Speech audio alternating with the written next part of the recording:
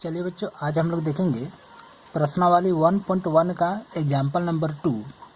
तो example number 2, example number 3 और question number 2 तीनों एक ही तरह का क्वेश्चन है और बहुत ही ज़्यादा इम्पोर्टेंट है। तो चलिए देखते हैं इसको बनाना किस तरह से है। तो सबसे पहले हम लोग क्वेश्चन को देख लेते हैं कि क्वेश्चन क्या बोलता है। तो यहाँ पर लिखा हुआ है क्या कि दर्शाइए कि प्रत्येक धनात्मक समपूर्णांक 2q के रूप का होता है तथा प्रत्येक धनात्मक विषम पूर्णांक 2q + 1 के रूप का होता है जहाँ q कोई पूर्णांक है। तो सबसे पहले क्वेश्चन क्या कह रहा है उसको चलिए हम लोग समझते हैं, उसके बाद कैसे बनाना उसको हम लोग देखेंगे।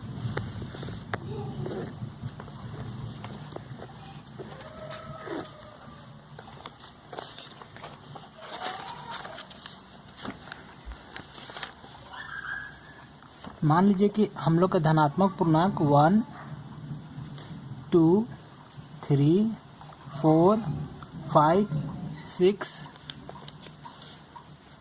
7, 8, 9 एंड 10 इतना हम लोग पकड़ लिए हैं। ठीक है, अब इसको अगर हम 2 के रूप में लिखेंगे तो क्या ऐसा लिख सकते हैं 2 × 0 + 1। देखिए तो इसको सॉल्व कीजिएगा तो देखिएगा 1 ही आ रहा है ना।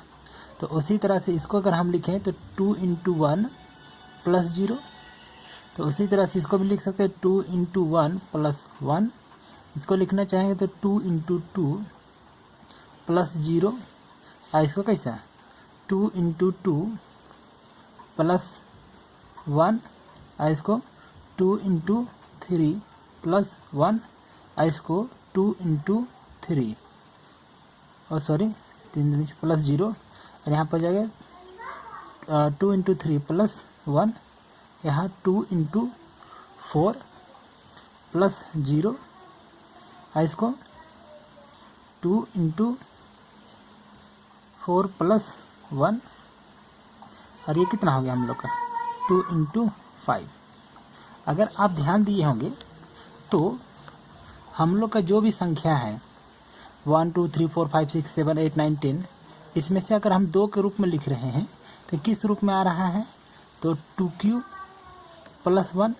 जहाँ पर q क्या काम कर रहा है इस बार ये जो 0 है ना इसके जगह पर ये q आ रहा है। ठीक है, अब इसमें अगर ध्यान दीजिए तो ये किस तरह से है तो 2q + 0। तो 0 को छोड़ भी सकते हैं तो छोड़ दिए। अब यहाँ पर क्या 2q + 1 जहाँ पर q किसके जगह काम कर रहा है 1 के जगह काम कर रहा है ना। उसी तरह से यहाँ पर किसके रूप में तो 2q + 0। तो 0 को नहीं लिखे इधर छोड़ दिए। ये कैसे आया 2q + 1 जहाँ पर ये q किसके जगह पे है 2 के जगह पे है। उसी तरह से 2q + 0 तो 0 को छोड़ दीजिए तो यहीं पे हो ख़त्म। और इस पर q की जगह क्या काम कर रहा है 3। उसी तरह से 2q + 1 तो इस पर q की जगह क्या काम कर रहा है 3। फिर से 2q + 0 तो 0 को छोड़ दिए। यहाँ पर 2q + 1 और q की जगह क्या काम कर रहा है यहाँ पर देखिए तो 4 ना। इसमें भी q की जगह में क्या है 4, मतलब 4 की जगह q है। उसी तरह यहाँ पर 4 की जगह q है। उसी तरह से यहाँ पर देखेंगे तो 4q + यहाँ 0 तो 0 किधर छोड़ दिए। तो इस बार 5 की जगह क्या q किसका जगह पर है 5 की जगह पर है। तो आप ध्यान दीजिए कि सम संख्या मतलब ये जितना भी सम संख्या है वो किस रूप में आ रहा है तो 2q के रूप में आ रहा है। और जितना की विषम संख्या है कौन कौन जैसे कि ये जितना भी विषम संख्या है वो किस रूप में आ रहा है तो 2q + 1 के रूप में आ रहा है। तो हम लोग तो 10 तक का ना चेक किए तो हमको पूरा जितनी भी संख्या है धनात्मक पूर्णांक है उस सब के लिए ये बात सही है या गलत है उसको हम लोग को चेक करके दिखाना है। ठीक है, तो अब क्वेश्चन तो समझ में आ गया होगा कि जितना भी धनात्मक सम पूर्णांक रहेगा वो इस रूप में आता है और जितना भी धनात्मक विषम पूर्णांक जो है वो इस रूप में आता है। यही हम लोग को प्रूव करके दिखाना है। तो आप चलिए देखते हैं इसको बनाना किस तरह से है। देखिए एग्जाम्पल नंबर 2 ये भी आप समझ सकते हैं कि यूक्लिड विभाजन प्रमेय का है ना इसका ये सेकेंड यूज हो गया। पहला यूज में तो देखे थे कि यूक्लिड विभाजन एल्गोरिथ्म का प्रयोग करते हुए हम लोग HCF निकाल लेते थे, है ना। तो यूक्लिड विभाजन प्रमेय का प्रयोग करके अब हम लोग ये सिद्ध करेंगे कि सभी धनात्मक सम पूर्णांक जो रहेगा वो 2q रहता है और धनात्मक विषम पूर्णांक जो रहता है वो 2q + 1 के रूप का होता है। तो चलिए उसके लिए देखते हैं कैसे करना है। तो सबसे पहले आपको लिखना पड़ेगा कि माना कि धनात्मक पूर्णांक बराबर a, मतलब जैसे हम 1 2 3 4 5 6 7 8 9 10 इस तरह का कोई एक विशेष संख्या नहीं पकड़े, हम उसके जगह पर क्या मान लिए हैं a। अब हमको 2 के रूप में रहेगा ना लिखना रहेगा, तो हम b के जगह पर 2 लिखेंगे।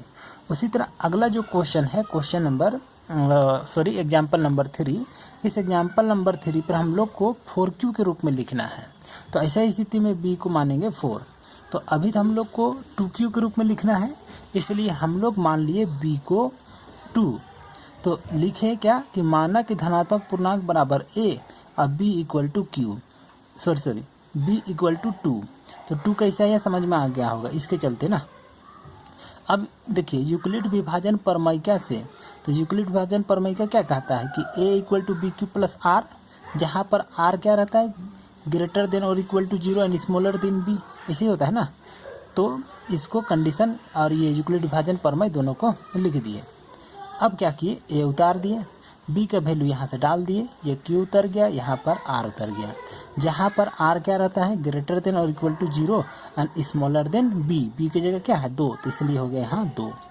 तो 2 से छोटा कौन कौन संख्या होगा, तो 0 होगा और 1 होगा ना। 2 से छोटा धनात्मक ना बात है, तो इसलिए आया 0 और 1। ठीक है।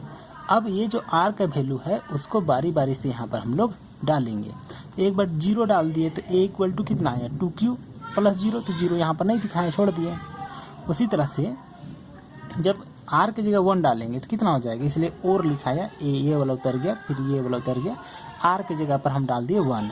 इतना आया 2q + 1 2q + 1 आ गया, है ना। अब सम और विषम छांटना है।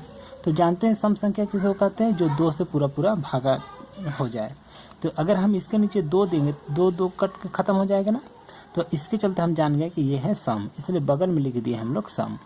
अब अगर इसको हम 2 से भाग करना चाहेंगे तो देखिए ये वाला पार्ट के नीचे जब 2 दीजिएगा तो ये तो कट जाएगा, लेकिन इसके भी तो नीचे 2 देना पड़ेगा ना, तो ये नहीं कटेगा। इसके चलते हम जान गए कि ये विषम है। और याद करने में उतना दिक्कत है तो याद रखिएगा कि पहला वाला सम आएगा, दूसरा वाला विषम आएगा। ठीक है, तो पहला हो गया सम और दूसरा हो गया विषम। ठीक है, तो आ गया हम लोग का। तो अतः सभी धनात्मक सम पूर्णांक 2q तथा विषम पूर्णांक 2q + 1 के रूप का होता है। तो ये हम लोग को प्रूव करना था, तो हो गया प्रूव्ड। तो उम्मीद करते हैं आप लोग को समझ में आ गया होगा। समझ में आ गया होगा तो वीडियो को लाइक कीजिए और चैनल में नए हैं तो चैनल को सब्सक्राइब कर लीजिए।